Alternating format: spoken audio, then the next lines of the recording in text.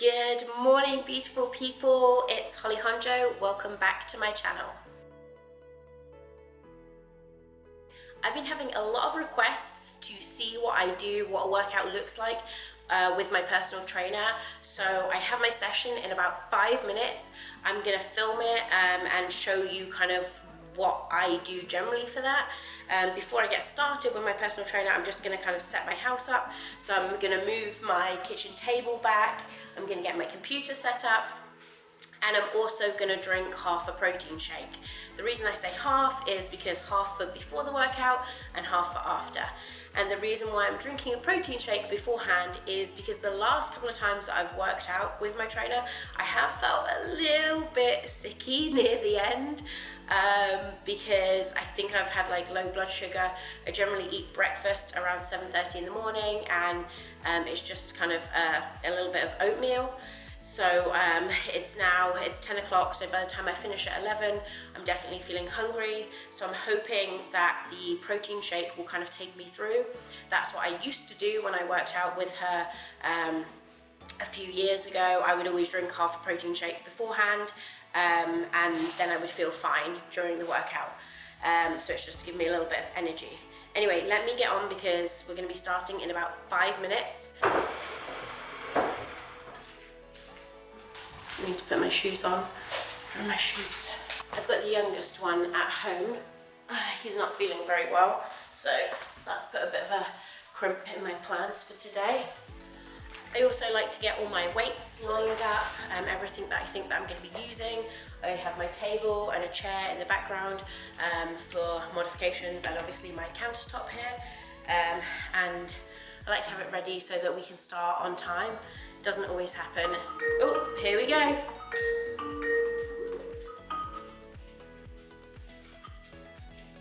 Hey. Morning. How are you? I'm good, you? Good. How are you then? Protein shake? Yeah. Good girl.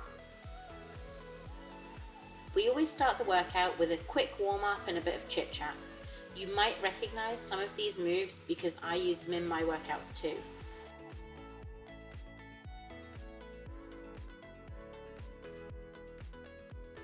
The first exercise we did was a shoulder press. I'm using 8-pound weights, and I have no idea how many repetitions I'm doing because my trainer counts them and then adjusts if she thinks that I can go for a bit longer, or she cuts it down if I'm really struggling. Although I'm the type of person that likes to know exactly how many repetitions of something we're doing, it's quite useful that she doesn't tell me so that I don't feel kind of crappy or useless if I can't complete them. Next up, we're doing a thruster squat.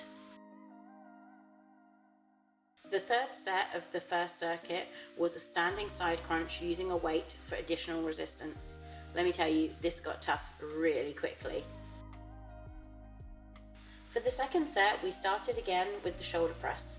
The reason she had me sat in a chair as opposed to standing up is because when you sit down, you're really isolating the muscle you're working on. So here I'm working on the shoulder, and it really made the weights get heavy a lot quicker than if you're standing. We also did another round of thruster squats, followed by the standing side crunch. Third set is where it got interesting. Instead of just doing an isolated shoulder press, we combined it with the squat. So I did a thruster squat, but with the heavier weights this time.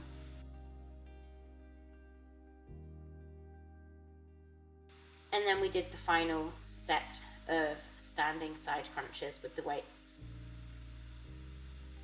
For circuit 2, we started out with some skull crushers, also known as tricep extensions. I was using 2 8-pound weights, which is a lot heavier than I've been carrying myself. This is the exact reason I wanted my trainer, because I know she's going to push me. A lot of the time when I'm doing it, I won't always go for the heavier weights.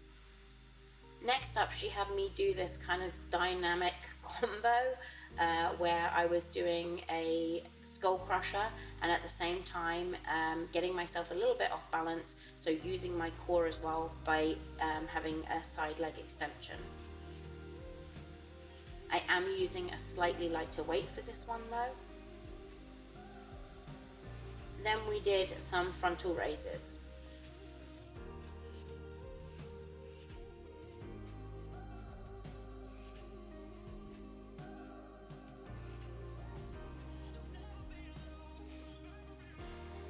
Set 2, once again, I'm sat in the chair, isolating my triceps to make sure that I'm really working them. This is 16 pounds that I am crushing over my head. You can see that I'm in a little bit of pain, and it's really hard to try and keep my elbows facing forward at this point. By the time we get into the second set of the skull crushers while standing with the side leg raise, it's really hard, even with a 5 pound weight, and I am not loving it at all. I'm pretty pleased for a break when we go for the frontal raises, but then we have to return to the other side to do the lateral raise with my right leg.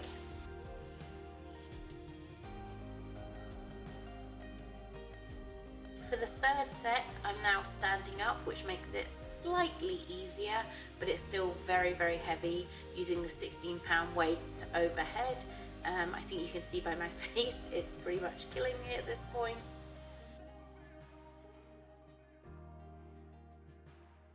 Set 3 of the skull crusher with the leg raise is the same as before, and then finally we have the frontal raises.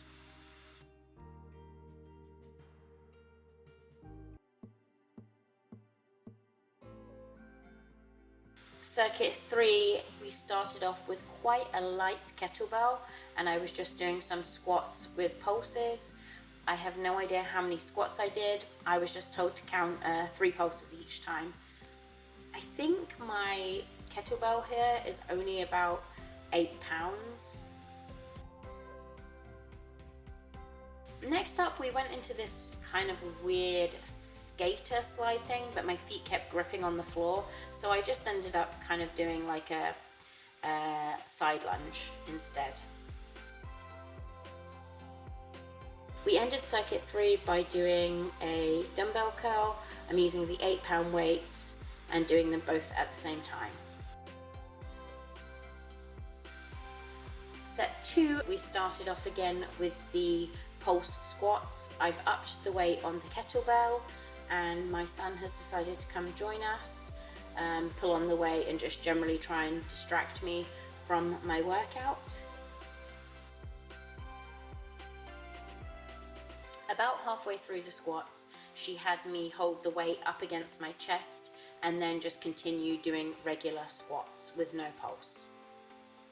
We then returned to the side lunges, but we added a leg side kick and a front kick.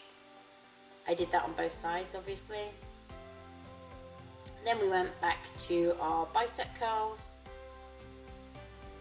The bicep curls with the 8 pound weights are pretty good for me. She wants me to use 10 pound weights, but I just hadn't got them ready this week.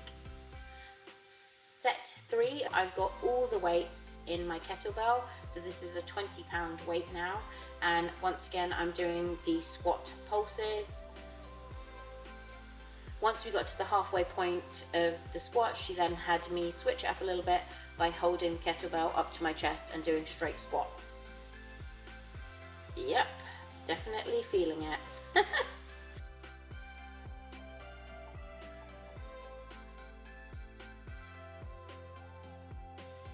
Back to the side lunges with the side and front kick. And last but not least, just the simple dumbbell curl, nothing extra added to that. Circuit 3, we moved down to the floor. As you can see, my son was having a ball trying to climb all over me. We started out by doing some glute bridges. She had me hold the pillow in between my knees so that it was supposed to engage my lower abs. I also have the added bonus of a 22 pound weight on me at this time. We also did a few crunches, still holding the pillow in between the legs, and that's supposed to help engage the lower abdominals.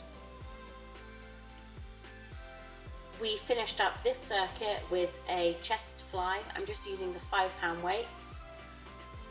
Chest flies are one of my favorite exercises actually, I really love doing them.